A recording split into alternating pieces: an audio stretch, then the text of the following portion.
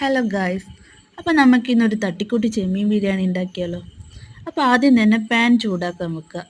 അതിലേക്ക് കുറച്ച് ഓയിൽ ഒഴിച്ച് കൊടുക്കുക. എന്നിട്ട് ഞാൻ നേരത്തെ തയ്യാറാക്കി വെച്ചിട്ടുണ്ടായിരുന്നു ചെമ്മീൻ. അതിലേക്ക് എന്തൊക്കെ ഇട്ടതെന്ന് വെച്ചാൽ ഉപ്പ്, മഞ്ഞൾ, ഗരം മസാല. എന്നിട്ട് അത് നല്ലോണം കുറച്ച് സമയം റെസ്റ്റ് ചെയ്യാൻ വെച്ചതിന് ശേഷം എന്നിട്ട് ഈ തിളച്ച ഓയിലിലേക്ക് ഇട്ട് കൊടുക്കുക. അത് നല്ലോണം ആയതിനു ശേഷം മാറ്റിയിട്ട് ഒരു 3 സവാള ചെറുതായി അരിഞ്ഞത് ഇട്ട് കൊടുക്കുക.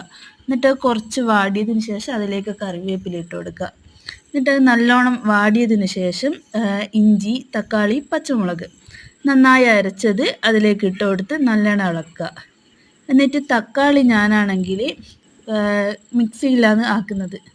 മിക്സിയിൽ നിന്ന് അത് നന്നായി അരച്ചതിന് ശേഷം നല്ലൊരു ഫ്ലേവർ ആയിരിക്കും അത്. എല്ലാവരും ഒന്ന് ട്രൈ ചെയ്ത് നോക്കണേ.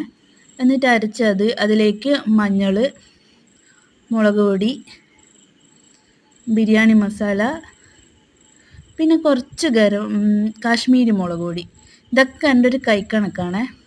എന്നിട്ട് അതിലേക്ക് നമ്മൾ നേരത്തെ ആക്കി വെച്ച ചെമ്മീൻ കൂടി ഇട്ട് കൊടുക്കുക. ആദ്യം തന്നെ പറയാം, ഇതെൻ്റെ ഒരു തട്ടിക്കൂട്ടി ബിരിയാണിയാണ്. പെട്ടെന്ന് മക്കളെയൊക്കെ ഒന്ന് ഇരുത്തി തിന്നിക്കണ്ടെങ്കിൽ നമുക്കിതൊന്ന് ട്രൈ ചെയ്ത് നോക്കാം. പിന്നെ റൈസ് ഉണ്ടാക്കുന്നത് എല്ലാവർക്കും അറിയാമെന്ന് ഞാൻ വിശ്വസിക്കുന്നുണ്ട്. അപ്പോൾ എൻ്റെ ബിരിയാണി, പിന്നെ മക്കൾക്ക് വേണ്ടി മുട്ട, തൈര്, അച്ചാർ, അപ്പോൾ ഒരു ചെറിയ തട്ടിക്കൂട്ട് ചെമ്മീൻ ബിരിയാണി ഞാൻ ഇവിടെ എൻ്റെ മക്കൾക്ക് വേണ്ടി ഒപ്പിച്ചിട്ടുണ്ട്. എല്ലാവരും ഒന്ന് ട്രൈ ചെയ്ത് നോക്കണേ.